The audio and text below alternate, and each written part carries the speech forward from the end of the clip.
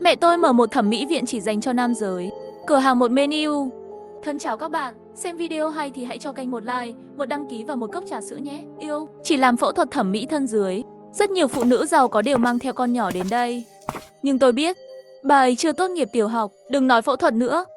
Ngay cả dao mổ cũng không dùng được. Bà thật ra là dựa vào từng viên thịt lợn có mùi lạ.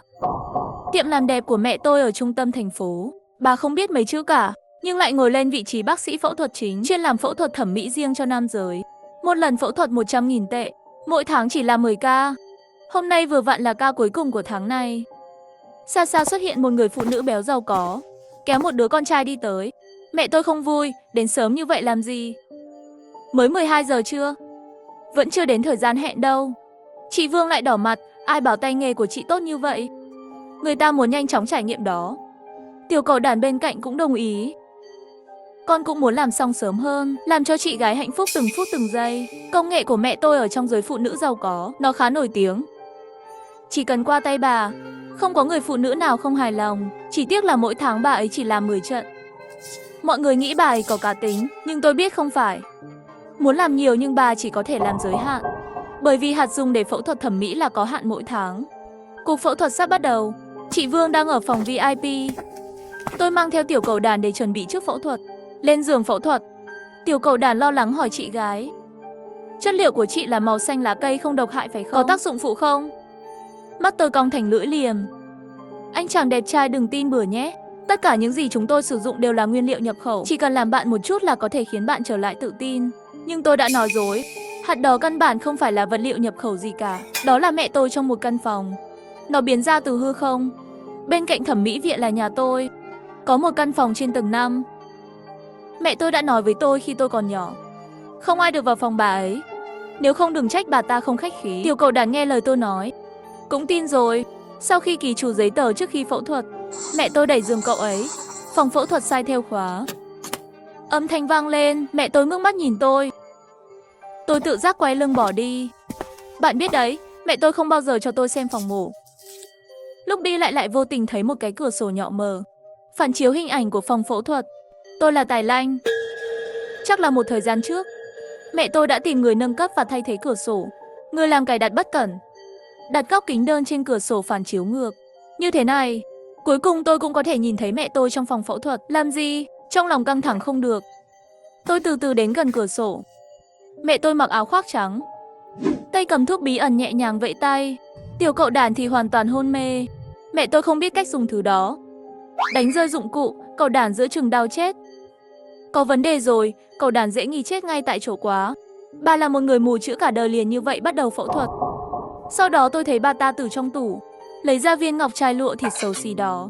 Nó mịn màng và tròn trịa, phủ đầy chất lỏng dính không xác định. Bên dưới hình như còn có thứ gì đó đang chậm rãi nhúc nhích. Tôi mở to mắt, còn muốn nhìn kỹ hơn nữa. Cậu đàn nghiêng người sang một bên, chặn toàn bộ tầm nhìn của tôi. Chết tiệt, tôi không thấy gì cả. Cho đến 2 phút rưỡi sau, hắn mới quay lại. Dấu vết trên tay biến mất không thấy đâu.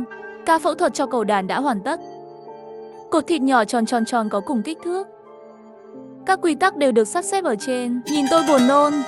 Tôi cố gắng bình tĩnh lại tâm trạng của mình, vừa chuẩn bị lặng lẽ rời đi. Nhưng giây tiếp theo, mẹ tôi nhấc áo khoác trắng lên, từ từ trèo lên bàn mổ. Đoạn này không đẹp lắm. Tôi đã xem hộ các bạn. 2 phút dưới sau, biểu cảm làm tôi xây xao. Đột nhiên sắc mặt trầm xuống, quay lại nhìn thẳng vào tôi. Mẹ tôi mở một thẩm mỹ viện chỉ dành cho nam giới. Cửa hàng mục đơn, chỉ làm phẫu thuật thẩm mỹ thân dưới. Rất nhiều phú bà giàu có đều mang theo Sugar Baby đến đây. Nhưng hôm đó tôi phát hiện ra, mẹ tôi không biết phẫu thuật. Bà dựa vào từng hạt mềm có mùi lạ. Trong phòng, đổ mồ hôi, mẹ tôi đột nhiên dừng lại, mắt nhìn thẳng về phía tôi. Tôi không phát ra âm thanh gì cả. Có bị phát hiện không? Tôi sợ hãi mà chạy trốn trong góc thở hổn hển. Nhưng tôi sẽ sớm bình tĩnh lại. Kính trong phòng phẫu thuật của mẹ tôi là kính một chiều. Bên ngoài nhìn vào bên trong tự nhiên là vô cùng rõ ràng, nhưng từ trong nhà nhìn ra ngoài, một tấm gương trơn. Nói cách khác, áp suất lốc không thấy tôi.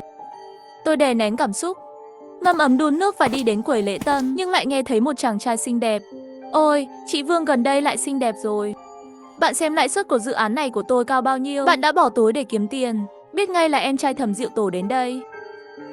Nó bị bố mẹ chiều chuộng từ nhỏ. Mất 2 triệu cũng không quá nhiều.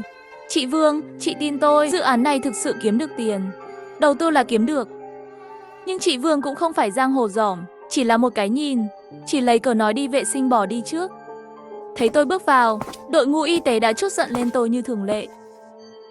Tệ thế, đều là do tối hôm đó chị không phục vụ tốt cho Tổng Giám đốc Lưu. Nếu không, tôi cũng không cần phải năn nỉ đầu tư ở đây. Như chị thấy đấy, bố mẹ chỉ thấy sự tồn tại của Diệu Tổ trong mắt. Còn tôi thì sao? Sau khi em trai không gọi được đầu tư có ích, bởi vì đầu tư dự án không đủ, em trai tốt của tôi đã tự tay làm tôi ngất xỉu, gửi đến giường của nhà đầu tư Lưu Tổng. Nhưng sau đó, ông chủ đó, Tổng Giám đốc Lưu, chỉ là đầu tư hàng trăm ngàn vào ngân hàng, hoàn toàn xem như phần thưởng. Đối với Diệu Tổ, tiền này không khác gì cho người ăn xin. Không có nơi nào để trút giận, chỉ có thể trút giận lên người tôi. Cho đến 2 phút rưỡi sau, mẹ tôi vừa mới hài lòng ra khỏi phòng phẫu thuật. Mặt trắng nhỏ phía sau lại sắc mặt tái nhợt, nhìn rất yếu. Vương tỷ sau khi sờ hắn, sau khi lấy số kỹ thuật của mẹ, vội vàng về nhà kiểm tra hàng rồi. Còn mẹ tôi thì, bà chỉ là lạnh lùng lên xuống đánh lạnh tôi. Biểu cảm ý nghĩa. Tối nay con về nhà một chuyến.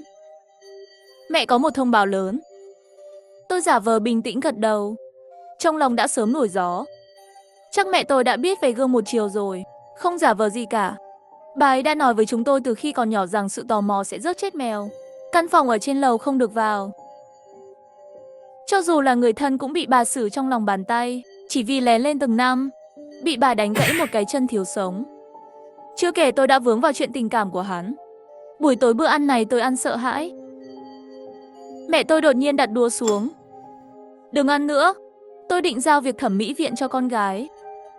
Lời này ra, mọi người ở đây đều thay đổi sắc mặt. Bố tôi không bày ra biểu cảm gì. Em trai tôi bảy thân ba miệng không mắng, ngay lập tức làm rơi bát đũa. Mẹ có ra không? Tôi là đứa con trai yêu thích của mẹ. Làm thế nào mẹ có thể đưa cho đồng xu rẻ tiền đó? Tôi cũng bối rối. Từ nhỏ đến lớn, tôi là người không được ưa chuộng nhất trong gia đình. Nếu mẹ tôi muốn giao một thẩm mỹ viện kiếm tiền như vậy, cho tôi thật không thể tin được.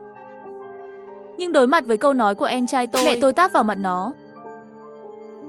Anh Diệu, đến lượt con la hét ở đây phải không? Tiệm làm đẹp, tôi đã nói rồi. Chuyển cho con gái là chuyển cho con gái. Hãy nhớ rằng mẹ đang thông báo cho con. Không hỏi ý kiến của bất kỳ ai trong số các con. Nói xong bữa ăn này không vui mà kết thúc. Em trai tôi nhìn tôi chằm chằm. Nhưng đêm đó tôi đã ngủ. Đột nhiên tôi nghe thấy tiếng bố tôi hét từ trên lầu. Không phải là nói làm xong tháng này sẽ không làm sao? Ba để cho con bé làm gì? Mẹ tôi cũng không chịu thua kém. Không chuyển cho nó, ai sẽ nuôi cả nhà chúng ta? Nghe lời bố tôi nói. Tôi đang cố lắng nghe. Không nghe thấy gì cả. Nhưng thẩm mỹ viện chắc chắn có gì đó kỳ lạ. Không đợi tôi suy nghĩ kỹ thì ngủ thiếp đi. Đợi đến ngày hôm sau, nhưng lại bất ngờ biết được cái chết của em trai tôi. Thì ra, nếu không phải do mẹ tôi chuyển thẩm mỹ viện cho tôi, tự mình lèn vào căn phòng nhỏ trên tầng 5, không ngờ lại chết thảm bên trong. Khi tôi gặp lại thằng bé, nó đã trở thành một cái xác khô héo. Mẹ tôi đang bắt đầu la hét. Chúa ơi! Lẽ ra phải chuyển thẩm mỹ viện cho nó từ lâu rồi. Không cần phải gây ra thảm họa lớn như vậy nữa. Vào phòng nhỏ với mẹ tôi mới biết, thì ra có cúng dường một chiếc giày. Hơi thở ở đó tỏ ra sẽ khiến đàn ông cảm động. Nhưng mùi này không hiệu quả với phụ nữ. Khi bố và mẹ tôi ăn mặn vào đêm khuya, sữa sẽ có vẻ như đã sinh ra một cục sữa kỳ lạ. Sau đó họ vô tình phát hiện, miễn là đàn ông dùng hạt đó, có thể giúp cây giống phát triển, từ đó mở thẩm mỹ viện, phục vụ cho rất nhiều người đàn ông ghé thăm. Nhưng rồi bố tôi phát hiện ra khi mình đã cấy hạt, 2 năm sau sức khỏe không còn tốt như trước. Thậm chí ủy khuất nằm sấp thảm hại. Và những người đã phẫu thuật cũng vậy. Hầu hết là xấu hổ vì công việc của mình, tiếng cười biến mất trong bệnh viện. Có một nhóm nhỏ đến nhà đe dọa mẹ tôi. Không hoàn tiền thì đến thẩm mỹ viện tìm bà ta để giải quyết bằng tài khoản. Công việc kinh doanh này không bao giờ bền vững. Mẹ tôi muốn để lại mớ hỗn độn này cho tôi. Hãy để tôi gánh vác thảm họa trước đó. Không ngờ lại phải ngăn cản vào phòng trước.